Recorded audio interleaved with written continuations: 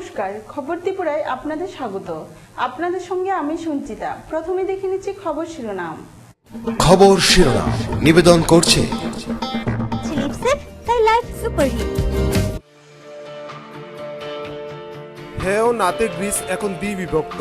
গ্রিসের ভবিষ্যৎ জনগণের হাতে। রবিবার আর্থিক সংকট থেকে পরিত্রাণ পেতে গ্রিসের অধিবাসী কোন দিক অবলম্বন করবে তা এখন গণভোটের মাধ্যমেই জানা যাবে। দৌসা গাড়ি দুর্ঘটনা নিয়ে বিতর্ক বাড়ল। অল্টো গাড়ি আহত যাত্রীরা জানালেন সাংসদ অভিনেত্রী হেমা মালিনীর দেখভাল করার চক্করে তাদের দিকে খেয়ালই দেয়নি প্রশাসন। রাজ্যে এলেন বিজেপি যুব মোর্চার সর্বভারতীয় সভাপতি অনুরাগ ঠাকুর। রাজধানীর রবীন্দ্র শতবার্ষিকী ভবনে বিজেপি দলের যুব মোর্চার ত্রিপুরা রাজ্য কমিটির উদ্যোগে যুব জাগরণ কর্মসূচি অনুষ্ঠানে যোগ দিলেন তিনি। বিরতির পর স্বাগত। এখন খবর বিস্তারিত। হাওনাতে গ্রিস এখন বিভক্ত। গ্রিসের ভবিষ্যৎ জনগণের হাতে। রবিবার আর্থিক সংকট থেকে পরিত্রাণ পেতে গ্রিসের আদিবাসী কোন দিক অবলম্বন করবে তা গণভোটের মাধ্যমে জানা যাবে। হাওনাতে গ্রিস এখন বিভক্ত। গ্রিসের ভবিষ্যৎ জনগণের হাতে। আগামী রবিবার আর্থিক সংকট থেকে পরিত্রাণ পেতে গ্রিসের অধিবাসী কোন দিক অবলম্বন করবে তা গণভোটের মাধ্যমেই জানা যাবে। খোদ প্রধানমন্ত্রী অ্যালেক্সিস সিপ্রাস না ভোটে প্রচার করছেন। শনিবার অ্যাথেন্সের রাজপথে 40,000 মানুষ জড়ো হয়েছে শুধুমাত্র হ্যাঁ ভোটে আহ্বানে। ইপসের সমীক্ষায় দেখা গেছে গ্রিসের 44% অধিবাসী হ্যাঁ ভোটের দিকে এবং 43% না ভোটের দিকে। অতএব রবিবার গণভোটে গ্রিস ভবিষ্যৎ কোন জায়গায় দাঁড়াবে সেই দিকে তাকিয়ে থাকবে সারা বিশ্ব। এই মুহূর্তে গ্রিসের সমস্ত ব্যাংক বন্ধ। এটিএম থেকে দিনের সীমিত অর্থ তোলা ছাড়া পেনশনভোগীদের বিস্তর লাইন ব্যাংকে। গ্রিসের আর্থিক মন্দা জনজীবনে গভীর প্রভাব পড়ায় স্বাভাবিক কারণে চাপে রয়েছেন অ্যালেক্সিস সিপ্রাস। যদি রবিবার গণভোটে হেরে যান তাহলে তিনি পদত্যাগ করবেন এমনই ইঙ্গিত দিয়েছেন সিপ্রাস। সেক্ষেত্রে গ্রিসের অভ্যন্তরে প্রশাসনিক অরাজকতা দেখা দিতে পারে বলে মনে করছেন বিশেষজ্ঞ মহল। গত শুক্রবার সিপ্রাস এক জনসভায় আহ্বান করেন নো ভোটে দেওয়ার। তিনি জানান এটা কোনো প্রতিবাদ নয়, ব্ল্যাকমেল ও ভয়কে জেতার উৎসব। সিদ্ধান্তের সময় এসেছে ইউরোপের সম্মান নিয়ে বাঁচার জন্য। ঠিক কয়েক মিটার দূরত্বে জনসভায় সিপ্রাসের বিরুদ্ধে চলছে হ্যাঁ ভোটের প্রচার। 74% গ্রিক ইউরোজোনে থাকতে চান। 15% দেশের আগের মুদ্রায় ফিরে যাওয়ার পক্ষপাতী।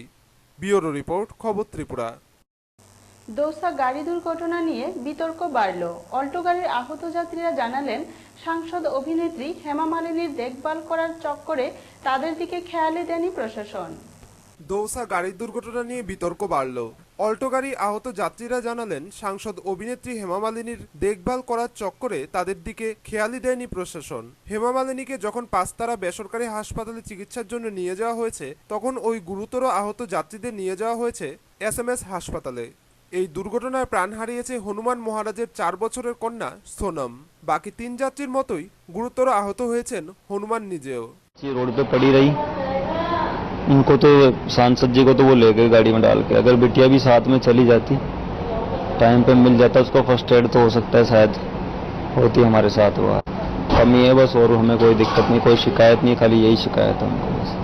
हमारी गुड़िया चली गई लापरवाही की वजह से बस, और कोई शिकायत। जिम्मेदार तो डॉक्टर साहब थे जो उनको लेके गए, तो उनके लिए तो सब बराबर होने चाहिए ना। मैं तो ये समझता हूँ उनके लिए अमीर गरीब डॉक्टर के लिए तो पेशेंट सब बराबर थे। साथ में ले जाते उसको भी तो कौन सा फर्क पड़ने वाला था। गुड़िया को ले जाते हमें तो नहीं, लेकिन उसको तो छोटी बच्ची 2 साल की, उसको तो ले जाते। सांस दबा हुआ था गाड़ी से, है ना, सांस नहीं आया। सो सांस जब तक 40 मिनट तक उसको सांस आया, उसके पहले मशीन लग जाती है हाथ में तो वो सांस आ सकता था उसको। सांस ही तो दबा है उसका, हार्ट दब गया था उसका, बच्ची का, मासूम का। अगर अपन समझदार होते तो अपन तो सड़ा लेते तो भी आ जाता। बच्ची क्या कर सकती है, बच्ची की रहम नहीं करी उसने। और अगर उसकी नहीं थी और जाना होता था, हमारे मन में ये धोखा तो नहीं रहता ना भाई, समय पर पहुंच गई। उसको तो पैसे का और अपनी सीट का घमंड था, इंसानियत का घमंड खाता।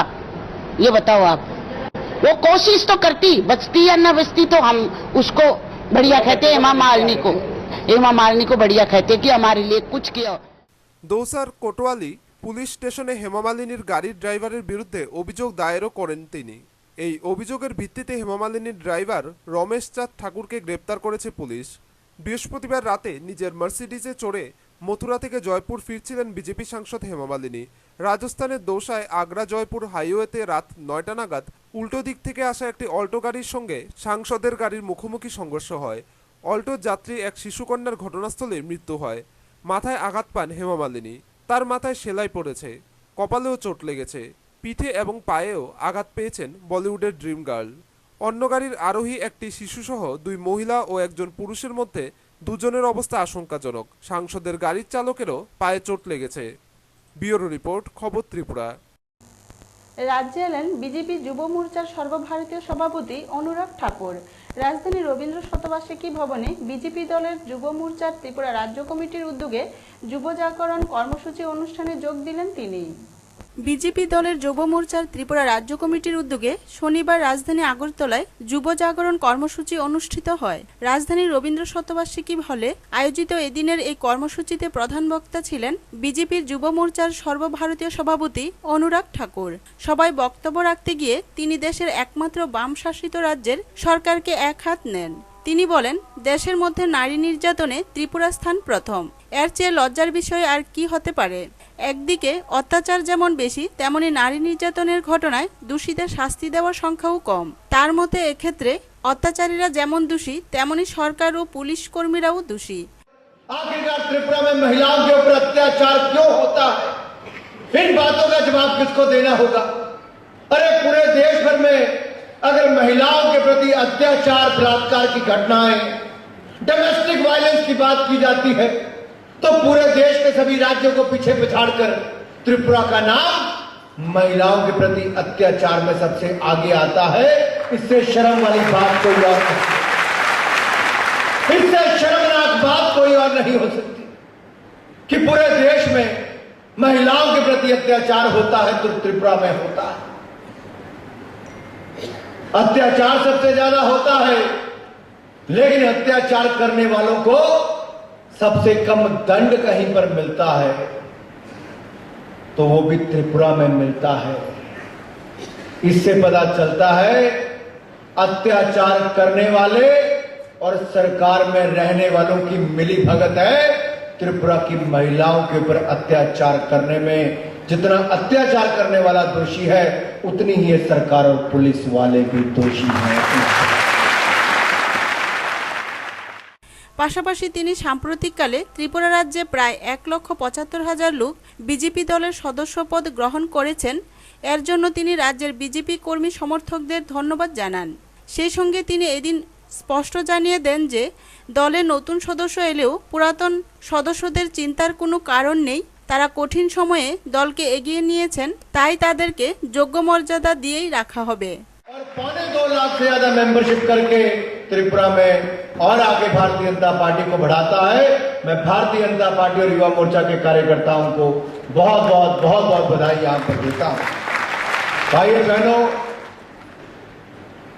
जब दिल्ली में भी चर्चा होती है कि बहुत सारे लोग भारतीय जनता पार्टी में जुड़ना चाहते हैं, बाहर से आने वाले लोगों का भी स्वागत है, लेकिन जो वर्षों से भारतीय जनता पार्टी के कार्यकर्ता हैं, जिन्होंने आतंक के माहौल में भारतीय जनता पार्टी को आगे बढ़ाया है, उनका मान सम्मान सदा पार्टी में रहेगा, उनका स्थान भी पार्टी में बरकरार रहेगा। और पार्टी को आगे लाने वाले आप लोग हैं, आपने पार्टी को आगे लेकर आए हैं। ব্যুরো রিপোর্ট, খবর ত্রিপুরা। ভারতের ছাত্র ফেডারেশনের উদ্যোগে এক স্বেচ্ছায় রক্তদান শিবিরের আয়োজন করা হয়। শিবিরে উদ্বোধন করেন মন্ত্রী রতন ভৌমিক। এই শিবিরে মোট 43 জন রক্তদাতা স্বেচ্ছায় রক্তদান করেন। ভারতের ছাত্র ফেডারেশনের উদ্যোগে শনিবার কাঠালিয়ায় অনুষ্ঠিত হয় এক স্বেচ্ছায় রক্তদান ও আলোচনা শিবির। শিবিরের উদ্বোধন করেন রাজ্যের মন্ত্রী রতন ভৌমিক। এছাড়াও প্রধান অতিথি হিসেবে বক্তব্য রাখেন বিধায়ক শ্যামল চক্রবর্তী। শহীদ কানুদের 25তম শহীদান দিবস উপলক্ষে আয়োজিত হয় এই কর্মসূচি। প্রয়াত সমর চৌধুরী কমিউনিটি হলে সকাল 9টায় প্রথম পর্বে আলোচনা সভার উদ্বোধক তার বক্তব্য শুরুতে ছাত্র আন্দোলনের অতীত ঘটনাবলী তুলে ধরে বলেন, 78 সালে বামফ্রন্ট যখন সরকার তৈরি করে জানুয়ারি মাসে, তখন রাজ্যে সরকারের চাকরির ক্ষেত্রে ট্রাইবেলদের মধ্যে মাধ্যমিক পাশে নেই যে চাকরি দেবে, মাধ্যমিক ফেল তাকে ক্লাব ধরে চাকরি দিয়েছে। এখন একটা চিন্তা করা যায়, বলেন এসসি মাইনরিটি পাস করা ছেলেই পাওয়া যেত না। এখন কি এরকম আছে? এখন তো প্রায় প্রতিটা গ্রামে graduate, master degree, doctor, engineer সব গ্রামে আছে। ইঞ্জিনিয়ার বেকারও আছে, ডাক্তার হয়তো সেরকম বেকার নেই। তাহলে আগের যে অবস্থা এখন সেই অবস্থা নেই। এই অবস্থার মধ্যে আমাদের শুধু শিক্ষার জন্য আমরা এসএফআই আন্দোলন করে এরকম না, আমাদের সবচেয়ে বড় প্রশ্ন শিক্ষার পরে যে কর্মসংস্থান, যে কর্মসংস্থানের সুযোগ প্রতিদিন কমছে। আমাদের রাজ্যে না, আমাদের দেশে না, গোটা পৃথিবীতে বলছে সরকারের যে। এছাড়াও প্রধান অতিথির ভাষণে বিধায়ক শ্যামল চক্রবর্তী বলেন, ত্রিপুরায় স্রোতের বিপরীতে দাঁড়িয়ে রাজ্যের জাতি, উপজাতি ও সংখ্যালঘুদের নিয়ে সার্বিক উন্নয়নের একটা দিশা দেখাচ্ছে গোটা দেশে ত্রিপুরা। সেদিনের স্লোগান আজকে কার্যে পরিণত। সেদিন যে ছাত্ররা স্লোগান দিয়েছিল বিনা বেতনে পড়ার সুযোগ দাও, আজকে আমাদের ছেলেমেয়েরা যখন পড়াশোনা করে 1 পয়সা বেতন দিতে হয় না, খাবারের ব্যবস্থা করে, বইয়ের ব্যবস্থা করে দেয়, স্টাইপেন্ড দেয়, মেয়েদের জামা কাপড় দেয়, স্কুলের সাইকেলের ব্যবস্থা করে দেয়, অত ধরনের ব্যবস্থা সেখানে করেছে।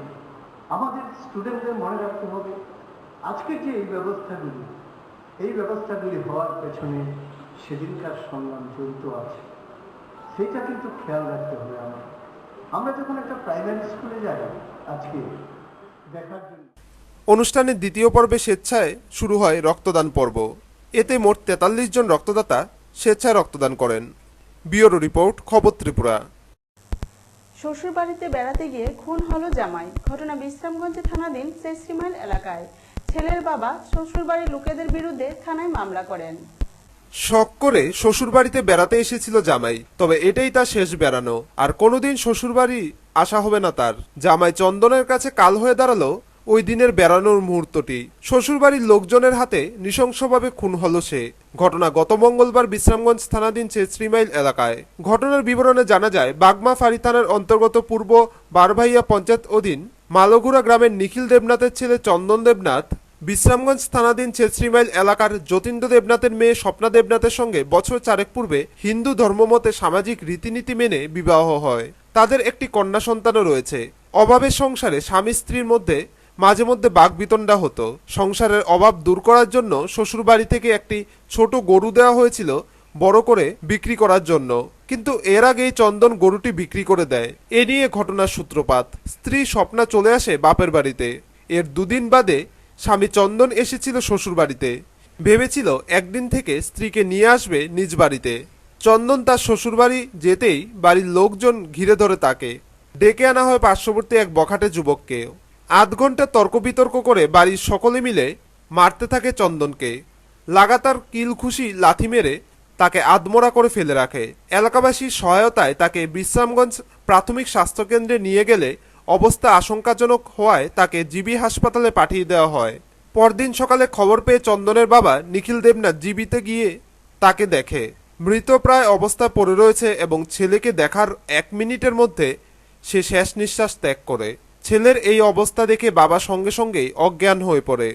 তখন শ্বশুরবাড়ির লোকজন তাকে সঙ্গে সঙ্গে রাজধানীর বটতলা মহাশ্মশানে এনে তার মরদেহ দাহ করে ফেলে।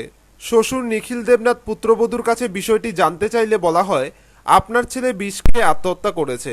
ঘটনার 3 দিন পর বিশ্রামগঞ্জে এক ব্যক্তি জানায়, চন্দন বিষ খেয়ে আত্মহত্যা করেনি, তাকে মেরে ফেলা হয়েছে। শুক্রবার সকালে নিহত চন্দনের বাবা শ্রীমাইল এলাকার বখাটে যুবক ভূষণ ভৌমিক, চন্দনের শ্বশুর যতীন্দ্র দেবনাথ, শাশুড়ি প্রিয়বালা দেবনাথ এবং শ্যালক রাজু দেবনাথের নামে বিশ্রামগঞ্জ থানায় মামলা দায়ের করে। বিশ্রামগঞ্জ এলাকার এক প্রত্যক্ষদর্শী ক্যামেরার সামনে তার নিজ মুখে স্বীকার করেছে।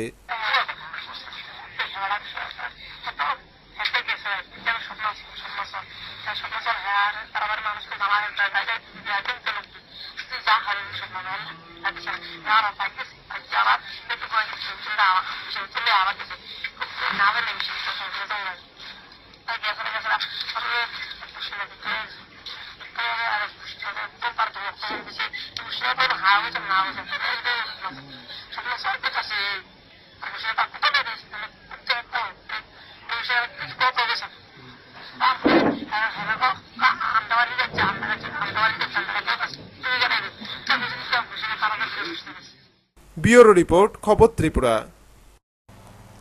এক মর্মান্তিক মৃত্যুর ঘটনা ঘটল তেলিয়ামুড়া থানাধীন খাসিয়ামঙ্গল প্রাণকৃষ্ণ পাড়ায়।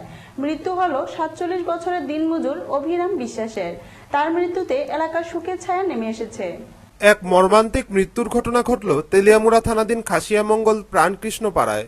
মৃত্যু হলো 47 বছরের দিনমজুর অভিরাম বিশ্বাসের জলে ডুবে। তার মৃত্যুতে এলাকায় শোকের ছায়া নেমে আসে। ঘটনার বিবরণে জানা যায়, তেলিয়ামুড়া থানাধীন খাসিয়ামঙ্গল প্রাণকৃষ্ণ পাড়ায় মৃত দেবেন্দ্র বিশ্বাসের 47 বছরের ছেলে অভিরাম বিশ্বাস শুক্রবার সকালে ওই এলাকার গ্রাম পঞ্চায়েত মেম্বার বিদুরানী বিশ্বাসের পুকুরের পাড়ের জঙ্গল পরিষ্কারের কাজে লাগে। ওই দিন ভোররাত্র থেকে দুপুরবেলা আবার বাড়ি থেকে খাওয়া দাওয়া সেরে পুনরায় কাজে যোগ দেয়। সেদিন সন্ধ্যায় আর বাড়িতে ফেরেনি সে। সন্ধ্যার পর খোঁজাখুঁজি করলেও তাকে পাওয়া যায়নি। তবে সে নেশা করতে বলে জানায় তার এক আত্মীয়। শনিবার ভোরবেলা পুকুরে বাড়ির লোক তার মৃতদেহ জলে ভেসে উঠতে দেখে খবর দেয় তার বাড়িতে। খবর দেয়া হয় তেলিয়ামুড়া থানায়। সঙ্গে সঙ্গে ঘটনাস্থলে পৌঁছে তেলিয়ামুড়া থানার পুলিশ। মৃতদেহকে ময়নাতদন্তের জন্য নিয়ে আসা হয় তেলিয়ামুড়া গ্রামীণ হাসপাতালে। ময়নাতদন্ত শেষে পরিবারের হাতে মৃতদেহ তুলে দেওয়া হয়। তবে দিনমজুর শ্রমিকের মৃত্যুতে এলাকায় শোকের ছায়া নেমে আসে। পুলিশ একটি অস্বাভাবিক মৃত্যুর মামলা নিয়ে তদন্ত শুরু করেছে। কি হয় আপনার মারা গেছে? ভাতিজির জামাই। কি হয়েছে ঘটনাটা? ঘটনাটা ওই পুষ্কুনি সাপোর্ট ছিল। এরপরে যে খাইছি কিছু নেশা খাইছো, খাইয়া নামছে। এরপরে আর কার লোক দেখা। কি নাম? অভিরাম বিশ্বাস। বয়স কত? বয়স ধরেন 40-45। ব্যুরো রিপোর্ট, খবর ত্রিপুরা।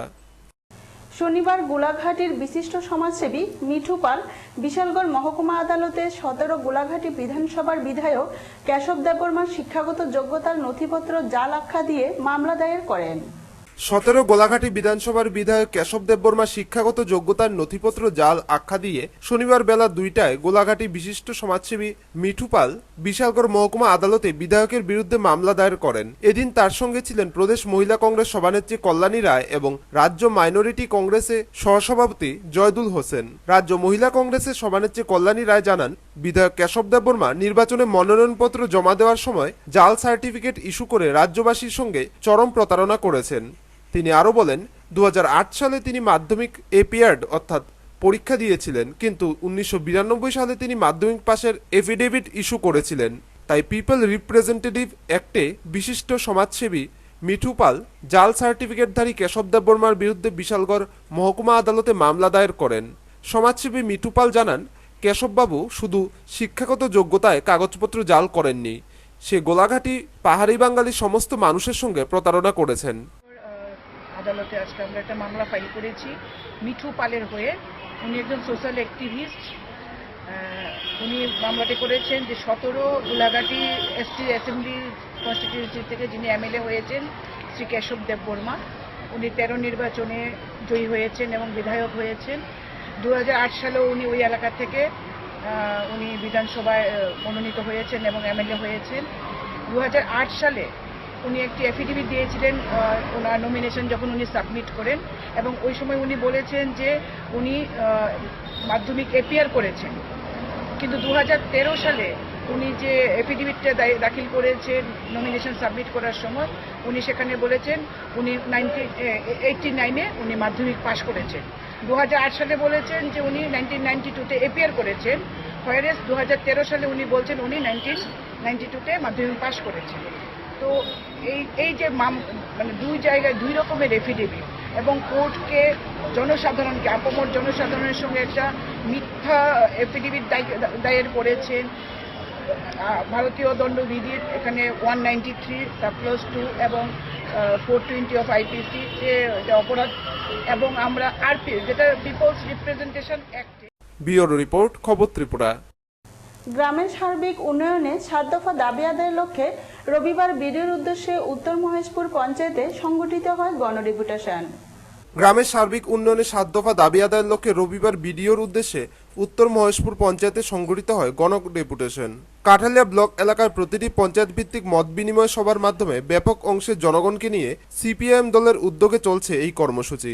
মানুষের মতামতের ভিত্তিতে সার্বিক উন্নয়নে যেন অগ্রাধিকার পায়, তারই অঙ্গ হিসেবে ৩রা জুলাই ব্লক এলাকার উত্তর মহেশপুর পঞ্চায়েতে সংগঠিত হয় এদিনের গণডেপুটেশন। এদিন পঞ্চায়েত এলাকার প্রতিটি ওয়ার্ড স্তর থেকে ব্যাপক অংশের নারী পুরুষ এই কর্মসূচিতে অংশ নিয়ে কাঠালিয়া বাজার এলাকায় এক দীপ্ত মিছিল পরিক্রমা শেষে পঞ্চায়েত প্রাঙ্গণে এক জমায়েতে সামিল হয়। জমায়েত থেকে ৭ দফা দাবির স্মারকলিপি বিডিওর উদ্দেশ্যে পঞ্চায়েত সচিবের হাতে তুলে দিয়ে কার্যকরী ভূমিকা গ্রহণের জন্য অনুরোধ জানান। দুলাল দেবনাথের নেতৃত্বে ৬ জনের এক প্রতিনিধি দল। এবং এলাকার তরফে যে দাবিগুলি আনা সেগুলো যথাযথ এবং রেগার যে মজুরি যে কাজের যে এটাও যথাযথ এবং গাঁও সভা এলাকার যে সমস্ত বিদ্যুতের যে লাইনগুলি এখনো গেছে না, এই ব্যাপারে আমরা কিছু উদ্যোগ নিয়েছি, পঞ্চায়েতে রেজলিউশন করা হয়েছে এরকম আর কি। এই দাবিগুলি সম্পর্কে আপনার মতামত কি?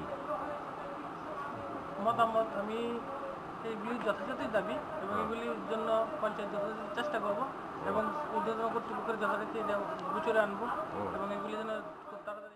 এদিকে পঞ্চায়েত প্রাঙ্গণে এক দীপ্ত জমায়েতে এলাকার বিদ্যমান সামাজিক ব্যাধি যেমন গার্হস্থ্য হিংসা, নারী নির্যাতন, স্বাস্থ্য পরিষেবা, যোগাযোগ ব্যবস্থার উন্নতি, প্রতিটা পাড়ায় বিদ্যুৎ সংযোগ ও শিক্ষার অগ্রগতি সম্পর্কে জনগণকে আরও বেশি সচেতন ও যত্নবান হয়ে নজরদারির ক্ষেত্রে পঞ্চায়েত সহযোগিতা করা ইত্যাদি বিষয়ের উপর তাৎপর্য তুলে ধরে বক্তব্য রাখেন সিপিআইএম অঞ্চল কমিটির অন্যতম সদস্য মিহির দেব। ছাড়া এই নারীদের উপর গার্হস্থ্য হিংসার 1-2টা পয়েন্ট ছাড়া আমরা কোথাও পাইনি। সবাই বলেছেন এক ডাকে কোথাও নারীদের উপর নির্যাতন হয় না। আমাদের এই রাজ্যে এই সরকারের শাসনে সেখানে নারীদের অধিকার আছে, বেশ ভালো। তারপরেও দুঃখের পরিতাপের বিষয় হচ্ছে কিছু কিছু দুর্ঘটনা হলো কখনো কখনো ঘটছে, আমরা সেটাকে কখনো বরদাস্ত করি না। নারীদের উপর নির্যাতন দেখা যায় সমাজে কিছু কিছু মাসুল পাওয়ারের লোক।